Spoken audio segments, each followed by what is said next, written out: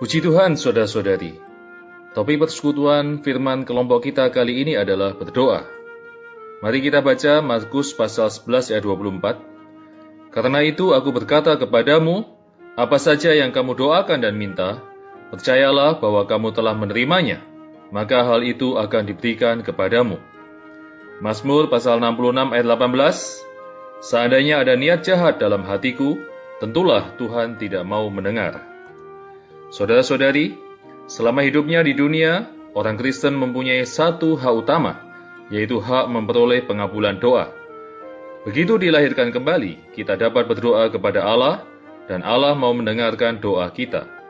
Itulah satu hak utama yang Allah karuniakan kepada kita. Namun, bila kita walau sering berdoa, doa kita jarang dikabulkan, atau bahkan setelah menjadi orang Kristen beberapa tahun, doa kita tidak pernah Allah kabulkan satu kali pun, itu berarti ada yang tidak beres. Saudara-saudari, berdoa bukan berbicara kepada udara.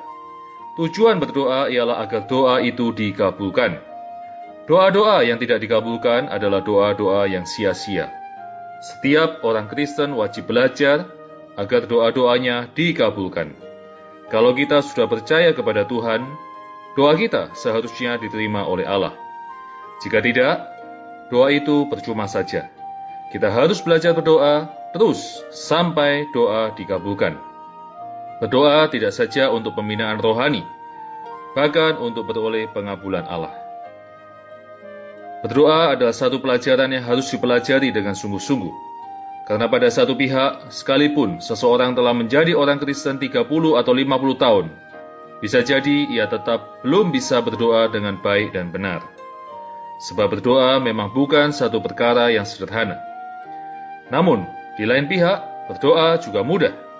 Begitu mudahnya, sehingga pada saat seseorang percaya kepada Tuhan, ia sudah mulai bisa berdoa.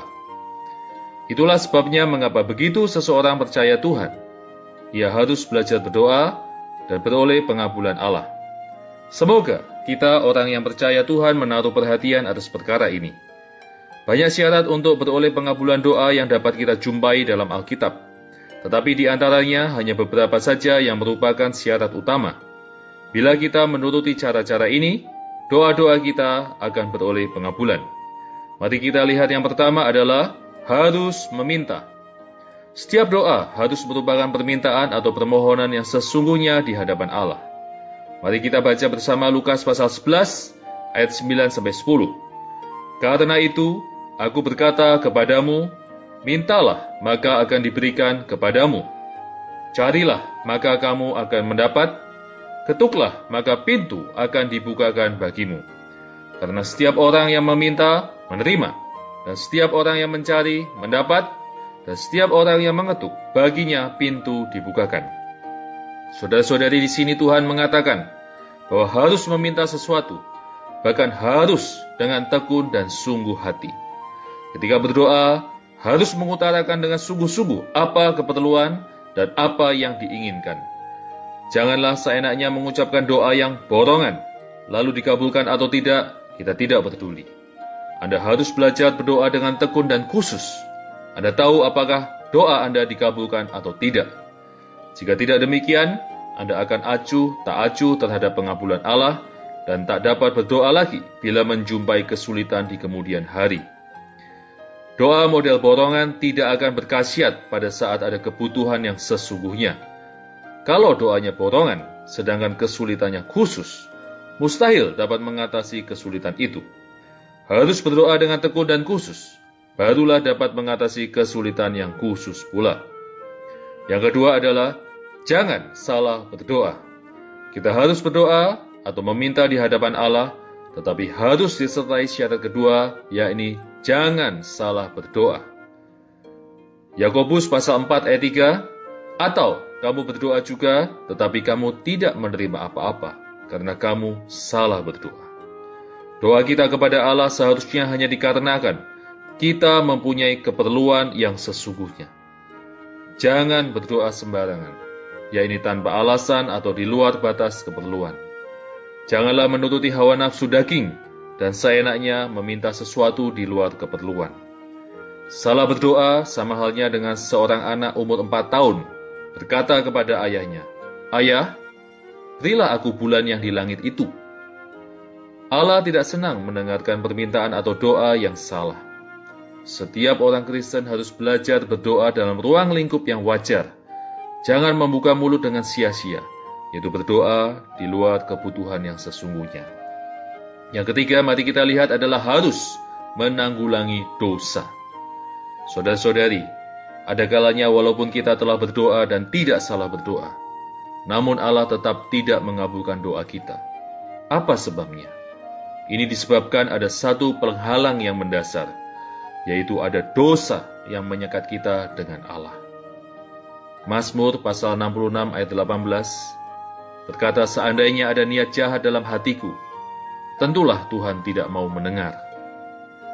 Bila seseorang dalam hatinya, perhatikan istilah hati ini, memperhatikan, menyayangi, atau menyimpan dosa yang jelas dan yang disadarinya, niscaya doanya mustahil Tuhan kabulkan. Dosa itulah rintangan besar yang menyebabkan Tuhan tidak mendengar doa kita. Yang keempat adalah harus percaya. Ada satu syarat, yaitu harus percaya secara positif. Bila kita kurang percaya, doa kita akan tidak ada gunanya. Hal ini jelas sekali tercantum dalam Injil Markus pasal 11, yaitu tiap doa harus beriman. Tuhan Yesus mengatakan di Markus pasal 11 ayat 24, "Apa saja yang kamu doakan dan minta, percayalah bahwa kamu telah menerimanya, maka hal itu akan diberikan kepadamu." Ketika Anda berdoa, Anda harus percaya. Bila Anda percaya bahwa apa yang Anda doakan itu telah Anda terima, maka Anda akan memperolehnya. Yang kelima, harus terus berdoa.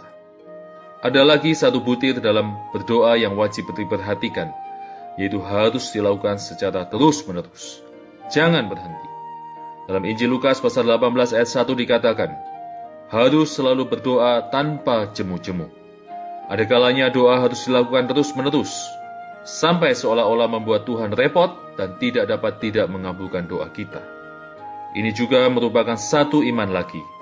Kata Tuhan, jika anak manusia itu datang, apakah ia akan mendapati iman di bumi? Saudara-saudari, banyak orang yang doanya tidak dapat diandalkan. Mereka hanya berdoa sehari atau 2 hari. Setelah lewat 3 bulan, sudah dilupakan. Bahkan ada juga yang doanya tidak pernah diulangi, seolah-olah tidak pernah berdoa sama sekali.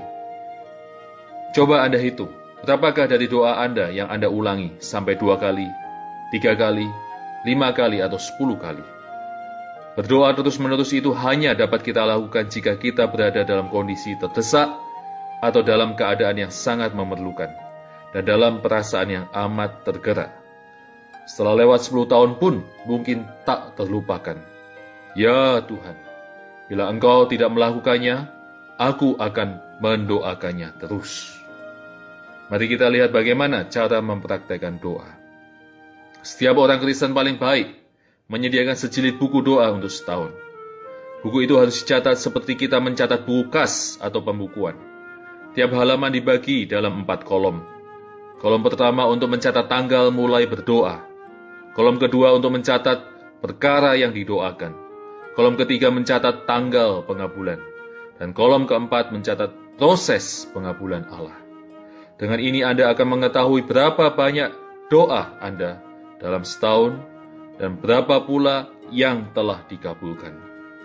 Buku catatan doa ini sangat besar manfaatnya, yaitu dapat mengetahui apakah doa-doa kita dikabulkan atau tidak. Bila Allah menghentikan pengabulannya, itu menunjukkan ada suatu penyakit pada diri kita. Bila orang Kristen ingin bergairah melayani Tuhan, itu memang suatu hal yang sangat baik. Tetapi bila doanya tidak dikabulkan Allah, ia akan tidak berguna. Karena jika jalan kita yang menuju kepada Allah tidak lancar, yang menuju kepada manusia pun takkan lancar. Bila kita di hadapan Allah tak berkekuatan, demikian pula di hadapan manusia. Maka kita harus menuntut menjadi orang yang perkasa di hadapan Allah, barulah kita berguna di hadapan manusia. Puji syukur pada Tuhan, Tuhan berkati kita semua. Amin.